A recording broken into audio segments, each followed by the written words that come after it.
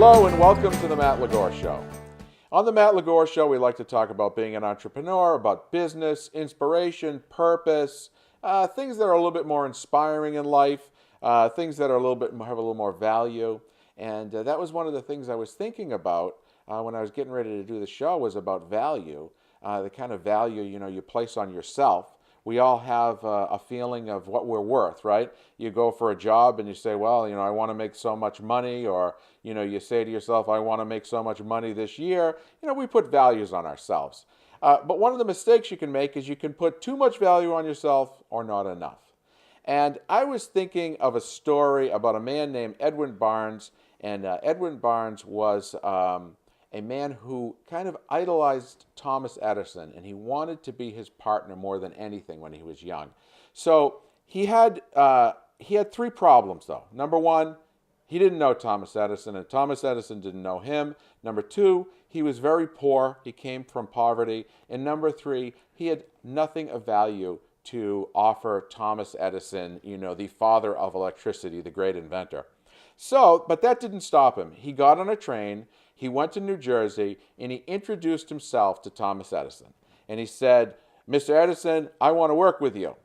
And Mr. Edison looked at him and he said that he saw a measure of determination in his face that was unusual. And he said to him, I would like to work with you too. Here you go. Here's a broom. Get started today. Now, a lot of people might have been very insulted by that and been like, how far I traveled? I have a lot of good ideas, but not Mr. Barnes. Mr. Barnes took the broom and went to work because he knew that it was better to be in the company of Thomas Edison than not at all. And he waited for what? An opportunity. An opportunity arose. Thomas Edison had created a thing called the dictation machine, and he wanted his sales force to go out and sell it, and his sales force thought it was stupid, and they didn't want to sell it because they didn't think it had any value. But Barnes, on the other hand, saw the value, and he asked permission to sell it. And what ended up happening was he sold thousands. And he was so successful that Edison came to him and said, I want you to be in charge nationally to sell this. And Barnes went on to become a multimillionaire working with Thomas Edison, became his partner, and then a term was created. It was called Created by Edison and Installed by Barnes. And that was a very famous slogan for the day and the era. So I've always been impressed with that kind of story. Now, I've never done anything like that myself. I've never been able to put myself in a position to do something like that. Maybe I haven't been humble enough, or I didn't have maybe I just didn't have the foresight to see that. But I do know somebody who did. And that is my guest today, Mr. Felix Taranto. Welcome to the show, Felix. Thanks for having me. You're welcome. Felix is a longtime friend, good friend, and also quite the entrepreneur. Now, Felix, first of all, before I go any further, just why don't you tell us what your business is and how we can get in touch with you? I wash cars for a living. Okay. No glory. I just enjoy what I do. Mm-hmm. It's King Triton Car Care in Wilmington, Triton Wash in Salem, Mass., and Washworld in Needham. Right. Okay. And what's the website? www.tritonwash.com. Okay. And so the car wash, what's the locations? I know they're in Wilmington, but what's the location? 70 TV Place, right behind Muzi Motors, Muzi Ford and Chevy, exit 19B up 128. Yep. Wilmington is 581 Main Street in Wilmington, and Salem is Highland Avenue in Salem, right across the street from the Home Depot. Right. Okay.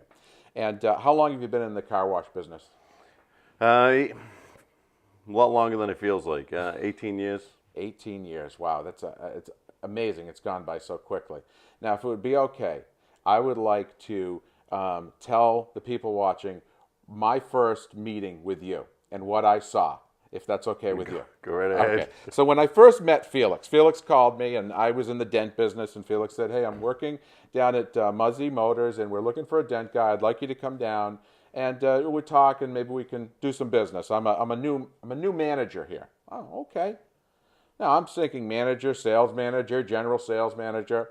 Now, what Felix had was basically the worst management job in the dealership. It paid the least, and it had the absolute worst location. You were underneath the underneath part of the dealership. I was in the basement. There's only one way, is up. Now, my first impression was, wow, obviously this guy's done something very wrong and he's hiding from the cops. But, hey, none of my business. He's a nice guy. None of my business. But what was happening was you took a position working there. You took, I'm kind of being facetious and I'm making some jokes, but really what I said wasn't far from the truth, though, either, was it? No, not at all. Yeah. So you were humble enough, I don't know if I could have done it, to take that kind of lowly position for opportunity. Now, I don't know that you thought you were going to build it into a car wash business at that moment, but did you have some kind of idea what you wanted to do when you took that job? To be honest with you, no. I went into that position I actually stumbled into it. A friend of mine went and purchased a car from them. The Camaranos and the Muzis have always taken care of anyone that brought there to buy a vehicle. And when they delivered the vehicle, it just wasn't to my standard. Yeah. And I spoke to them, and they told me they were having problems in the detail shop. 20 years prior to that, 15 years prior to that, I was detailing vehicles, and I said, I'll come in, I'll run the shop. Mm-hmm. I was looking for a position, and I went for it. So the position I went for was taking over their detail shop, detailing their cars, and for the delivery. Yeah. Made myself a fancy title of delivery manager. Worked out nice. And then started delivering the cars. And then when their car wash site came available. Oh, wait, before you say that, okay, because this is an important part of the story, Tim, with you. And so you took this job, all right, opening, hey, why not, right? You were kind of you were in like a career shift, right? Yeah, you could say I was in a career shift. There was certain things in my life that actually did humble me. Mm-hmm. And I wasn't afraid to work with my hands. Yeah. I was always raised with the saying, dirty hands make clean money. Mm-hmm. As long as you work an honest day's work for an honest day's pay, doesn't matter what you do.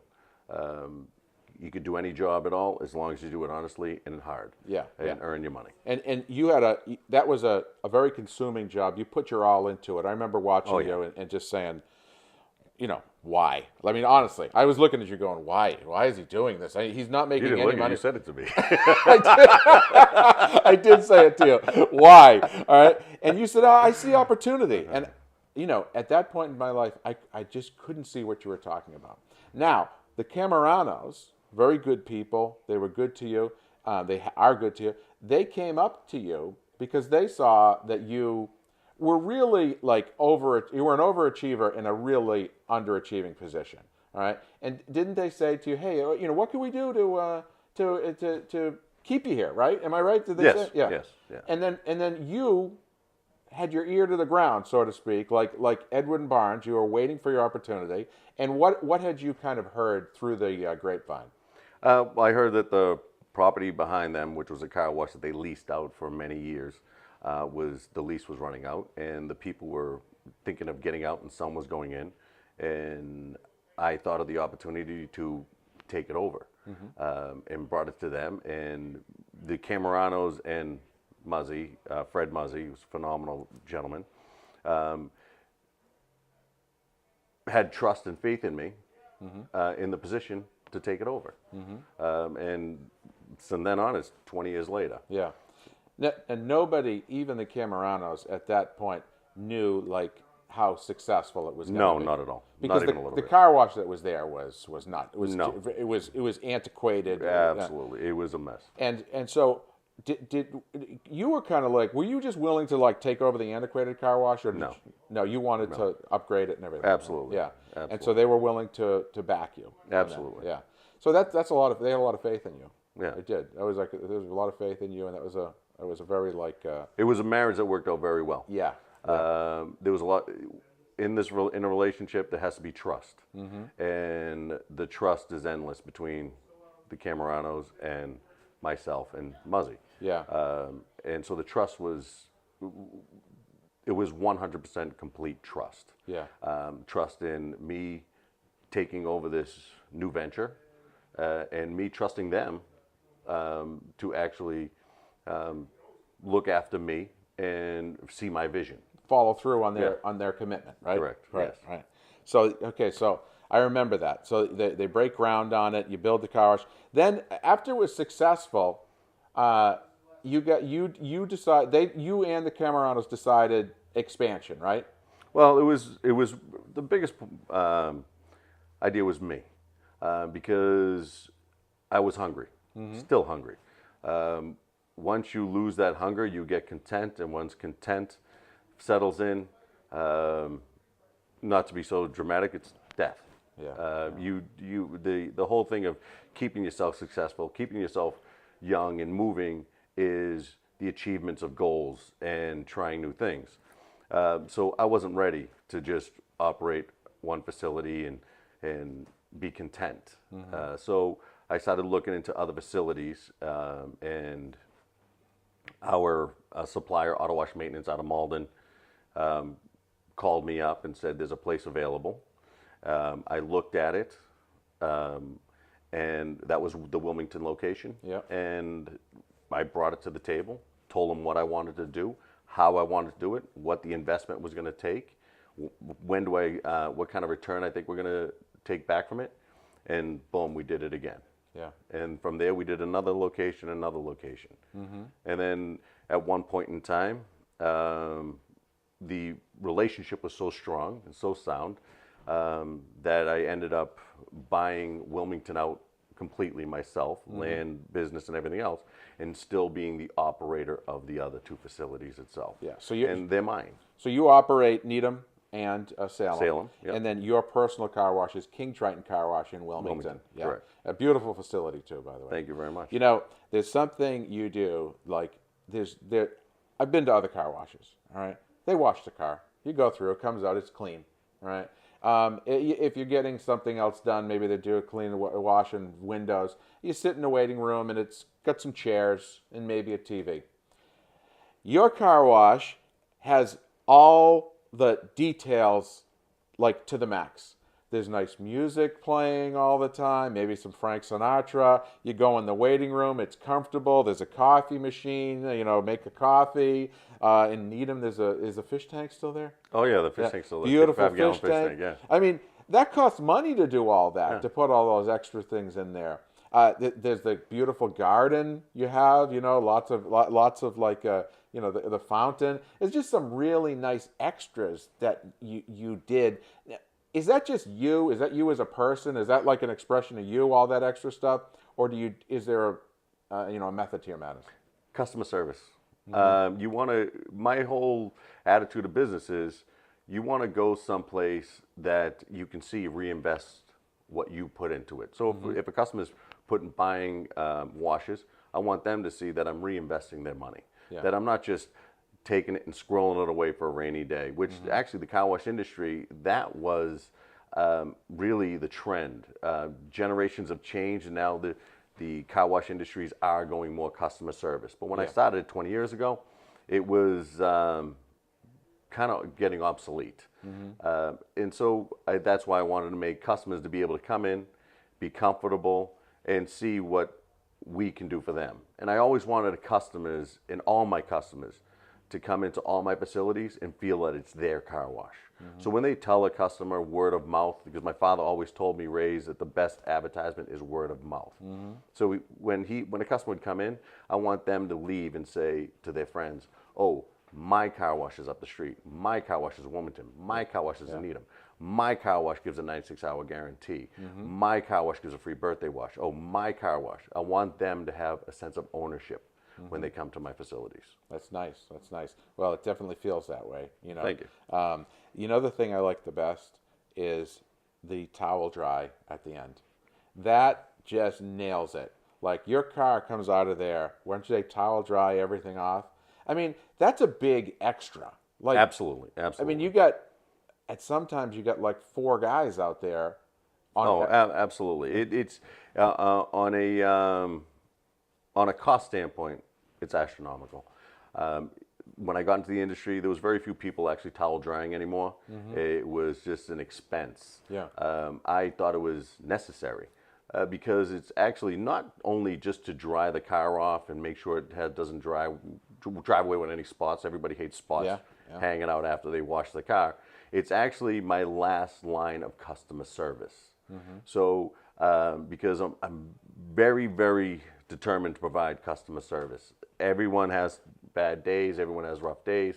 So if my cashier didn't meet your standard of customer service, then there's my two gentlemen inside prepping your car, washing the front, washing the back, and sending you on your way, giving you a nice thank you, neutral no brakes, and send you on your way. If they don't reach a certain standard, you exit the tunnel, I have my towel dryers. And my towel dryers at the end is going to towel dry your car, meet you at your window, say thank you. And if there's any concerns, you're not happy with the car wash, you didn't get your wash, you have any questions, they have all the power to send you right around again and wash your car again. You don't have to go to a manager. They can do it right there and say, you know what, bring your car around. And they can inspect your car. If they wash your car and they know you got a certain wash and your wheels are still dirty, they'll actually tell you, why don't you go around again and wash it again. So I want that sense of customer service from end to end. Not for the customer just all of a sudden the person pushes the button in the tunnel, you go in, and all of a sudden you're no longer a customer. Well, you have 100 feet of tunnel that you're still a customer. When you exit, you're still a customer. Yeah, well, that's great because that's you get all those layers there to protect your customer and protect your business too, you know. Absolutely. It makes a big difference. I mean, I'm not just saying this because you're my friend. It really is the best car wash. Like, the car comes out the cleanest. You know, my wife, you know, I have to tell her to wash her car sometime, but she always says, oh, it looks so good. It always looks so good when it comes out. I have to tell my wife. She doesn't pay for it. So how many people are you employing? I mean, how many people in the 3 car washes? Like, how? Because I mean, this is important. Like, you're affecting people's lives. It's not just like you running the car wash, but you're like giving good jobs out to people. And one thing I've noticed is people stay with you for a long time because you're taking care of them. You make them work, but you take care of them too. It's a cliche. It's a cliche you always hear. We're family. We're family, and we are. Because we impact. All of us impact each other's lives at work. You work with somebody for so many years, you know their family, you know their kids. You watch their kids grow up, and they watch your kids grow up. So, I mean, if there's a concern, they know I'm there. If I have a concern, I can go directly to them. And I'm very fortunate to have a crew of guys that have been with me since I started, and they haven't left. And we've grown together, we've grown the business together, and they know what I expect. And so when we bring any new employees in, they actually can relay my message, and I don't have to, because they know this is the way we do it. This is how you have to. It's customer service, opening the doors, closing the doors, making sure the door jambs are clean. When we're doing our express details where we do the wash, the vacuum window all while you wait, make sure you deliver the car with the door open, going to get the customer. Thank you very much. Thank yous are the most important thing. That's old school right there. That's old school. You love old school, you know. I'm a little too old school. But it shows, though, you know.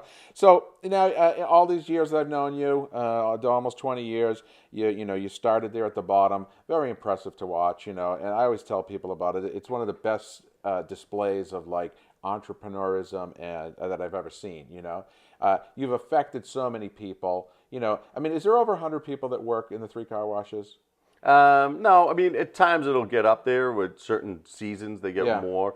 We have winter help that comes in. It's just a huge influx. And then the summertime, it comes down because our slower season's in the summer. But it gets up there, but not that high. But so, you know, 50 plus? Yeah, absolutely. That's a lot. Absolutely. So on a norm, it's 50. Yeah. So, I mean, you went from you and a couple of guys vacuuming cars to, you know, in a basement, you can say it, in a dungeon with dingy lights, with no heat, in the middle of the winter. It was always dark, always damp, and always like there was like a level of humidity in there that never changed all the time. And you had those two like 1960s metal desks side by side, and you're like, I remember, hey, come on, I want to come to my office. Haven't seen the chair with missing wheels.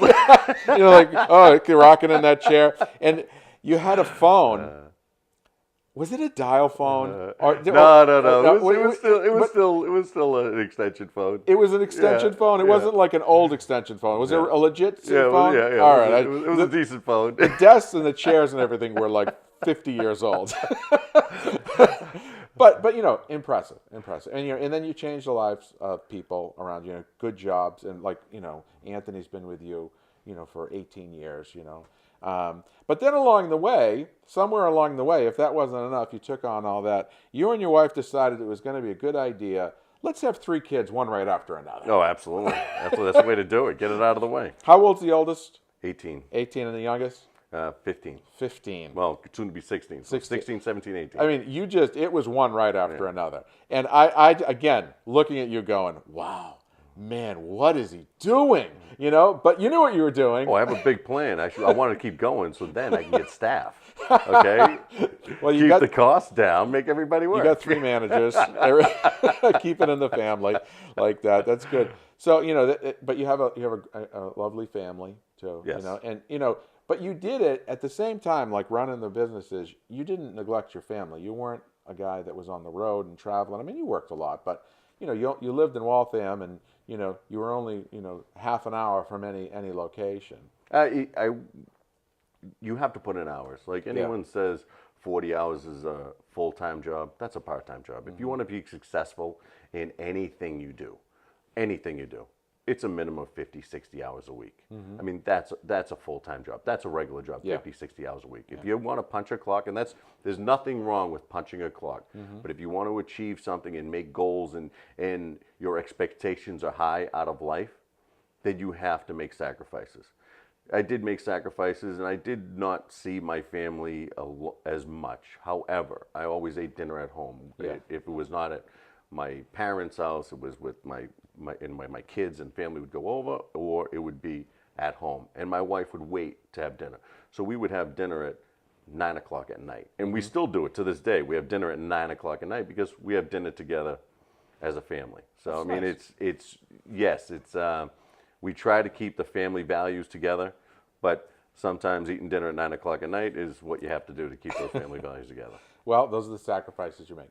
So, now I want to ask you a question. Like, overall, when you first took that job 18, 20 years ago, you had a purpose, right? You had purpose. Like, there was purpose in your life, and that was you were looking for opportunity. So, what was your purpose, though, at that point in your life? It's hard to put one word of what my idea of a purpose of life was. I enjoyed what I did, and that was half the battle. If you can get out of bed and go to work and enjoy what you do, I mean, you're ahead in life. Yeah. Once I started in the car wash business and bring in the customer service end of it, because I've always been in the customer service end of the business of work, it really sparked a fire that I wanted to keep doing it, and I wanted to keep going. And so that's how I ended up from one to another to another. Yeah, okay. And like you mentioned, it's, you get up in the morning and you want to do it. I think if you wake up in the morning and you're depressed and unhappy, you got to look at, maybe you got to reevaluate your purpose, because it's hard to get up when you don't have a good purpose. So now, I mean, people could say, well, you made it now, you did it, you got it all running. Do you still have purpose? Do you have new vision, new ideas? There's always new ideas, always new vision. I mean, I'm almost 50 years old, and I am a dinosaur. Mm-hmm.